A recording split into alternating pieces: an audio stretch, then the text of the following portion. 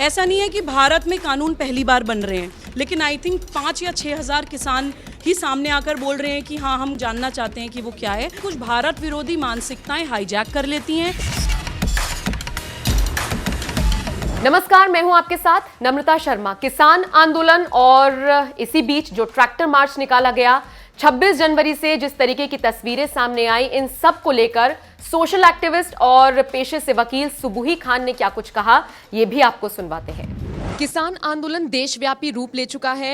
Ma'am, आप क्या सोचती हैं, किसान आंदोलन जिस तरीके से एकदम चरम पर पहुंच गया है और 26 जनवरी को नज़ारा हमने देखा दिल्ली के आईटीओ से, लाल किले से जिस तरह की तस्वीरें निकलकर सामने आई, लोग ये कह रहे हैं कि किसान आंदोलन अब कमज़ोर हो गया है, लेकिन फिर राकेश टिकैत रोए और फिर यू टर्न हो गया। इस पूरे मामले को किस तरह से देखती हैं?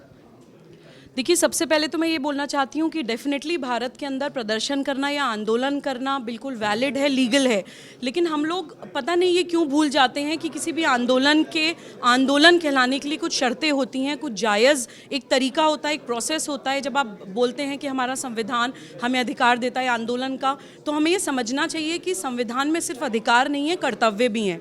जितने भी फंडामेंटल राइट्स हैं उनकी कुछ लिमिटेशंस हैं, पब्लिक ऑर्डर, मॉरलिटी, डिसेंसी। आप पूरे शहर को होस्टेज नहीं कर सकते हैं, आप सड़कों को जाम नहीं कर सकते हैं, और आप डिसेंसी की या मॉरलिटी की हदें क्रॉस नहीं कर सकते हैं। और यहाँ तो आप सिर्फ हदें ही क्रॉस नहीं कर रहे हैं, बल्कि और एक लाइन आगे क्रॉस करके अपराध की श्रेणी में आता है जो आप कर रहे हैं। अभी देखिए, कानून इस देश में, मैं जो भी मुझे सुन रहे हैं उनसे सवाल पूछना चाहती हूँ, ऐसा नहीं है कि भारत में कानून पहली बार बन रहे हैं, ऐसा नहीं है कि किसी भी चीज़ से जनता डिसएग्री पहली बार कर रही है, लेकिन ऐसा क्यों हो रहा है कि आए दिन हर बात पर देश जल रहा है। आप कभी नागरिकता कानून में देखिए, जिसमें मुसलमानों का नाम भी नहीं है, उसमें ये नरेटिव बिल्डिंग करके कि मुसलमानों को भारत से निकाल दिया जाएगा, आप देश जला रहे हैं।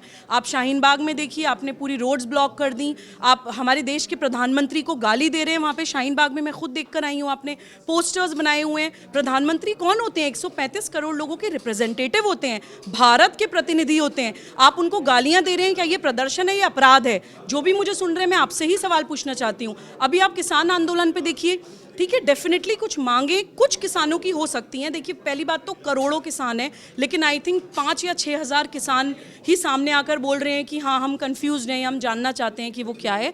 उस कंफ्यूजन को या उस मासूमियत को, उस भावुकता को कुछ भारत विरोधी मानसिकताएं हाईजैक कर लेती हैं। मैं बार बार उन सारी मानसिकताओं का नाम लेती हूँ। देखिए, वामपंथी हैं, उनकी आर्म्ड विंग्स, माओवाद, नक्सलवाद हैं, सेपरेटिस्ट एंड टेररिस्ट मूवमेंट्स हैं, जिसमें इस्लामिक स्टेट बनाना एक एजेंडा है, खालिस्तान बनाना दूसरा एजेंडा है, विधर्मी राजनीतिक पार्टियां हैं, इंटेलेक्चुअल टेररिस्ट्स हैं, अर्बन नक्सल्स हैं, इंटरनेशनल पावर्स हैं। सब लोग एकजुट हो जाती हैं, एक दूसरे के साथ हाथ मिला लेती हैं, और वही हमें भारत में पिछले कुछ सालों में देखने को मिल रहा है। तो मैं भारतवासियों से यही अपील करती हूँ, किसानों से भी अपील करती हूँ कि प्लीज़ अपनी आंखें खोल के रियलिस्टिकली सिचुएशन को देखिए। आपके इमोशंस को, आपके कन्फ्यूजन्स को बहुत लोग इस्तेमाल कर रहे हैं आपकी ही भारत माता के खिलाफ। एक मैं अपील और भारतवासियों से करती हूँ, जब मैंने वो सिचुएशन देखी कि पुलिस वाले हाथ जोड़ रहे हैं, पुलिस वाले को धक्का दे दे के नीचे गिराया जा रहा है, देश के लाल किले के ऊपर आज़ाद भारत में शायद पहली बार ऐसा हुआ होगा कि तिरंगा के अलावा कोई और झंडा लहराया गया, और हम लोग एक दूसरे का मुंह ताक रहे हैं। अरविंद केजरीवाल जी, अभी हम दिल्ली में बैठे हैं, स्वराज की बात करते थे, आज वो हर चीज़ के लिए बैकफुट ले लेते हैं। केंद्र क्या कर रही है, दिल्ली पुलिस क्या कर रही है? अरे आप क्या कर रहे हैं, मैं आपसे ये पूछती हूँ, या मैं क्या कर रही हूँ, आप क्या कर रही हैं, हम लोग क्या कर रहे हैं? राइट टू प्राइवेट डिफेंस ना ही सिर्फ एक लीगल राइट है, बल्कि एक ह्यूमन राइट भी है। हमारे देश में, मैं एज अ लॉयर बोल रही हूँ, पूरा in the capacity of being a lawyer बोल रही हूँ कि हमारे देश में एक कानून है, आईपीसी में धारा 96 to 106 right to private defence की बात करता है, जो अपनी पर्सन एंड प्रॉपर्टी को प्रोटेक्ट करने के लिए हम एक्सरसाइज कर सकते हैं, और वो राइट थर्ड पार्टी की पर्सन एंड प्रॉपर्टी को प्रोटेक्ट करने के लिए भी आता है। मैं अगर वहां होती, मैं पूरी जिम्मेदारी के साथ कह रही हूं कि अगर मेरे देश के झंडे की कोई बेइज्जती करता, या मेरे सामने कोई दूसरा झंडा मेरे लाल किले पे फहराता, या मेरे देश को मेरे सामने जलाता, तो मैं उस इंसान में आग लगाने में भी कोई गुरेज नहीं करती। वो स्वाभिमान हम लोगों का क्यों मर गया है? मैं पुलिस वालों से ये अपील करना चाहती हूँ, ये सवाल पूछना चाहती हूँ कि जब आपने पहली बार वो वर्दी पहनी होगी, जब आप पुलिस बनने का सपना देखते होंगे, तो आप क्या सोचते होंगे कि मैं, बच्चा क्या बोलता है, मैं चोर को मारूंगा, मैं सच्चाई के लिए लड़ूंगा। आज आप लोगों का स्वाभिमान बिल्कुल मर गया है। हम लोग हर चीज़ के लिए सरकार को ताकते हैं, सरकार ऑर्डर करेगी। देखिए, सरकार की बहुत सारी लिमिटेशंस होती हैं, वो बहुत सारी भारत विरोधी मानसिकताओं से लड़ रहे हैं अकेले। आप ये मत सोचिए कि 135 करोड़ लोगों को वो अकेले सुरक्षित कर सकते हैं। हम लोगों को पर्सनली, एक एक इंडिविजुअल को अपनी रिस्पॉन्सिबिलिटी पहचाननी होगी। राजसत्ता को ये पहचानना होगा कि हमारी भारत माता बहुत सारी चुनौतियों से जूझ रही है, और समाज सत्ता को राजसत्ता की ताकत बनना होगा। बहुत सालों के बाद हमारे देश में ऐसी गवर्नेंस आई है जो हमारे देश को विश्वगुरु बनाने की तरफ बहुत स्पीड से ले जा रहे हैं।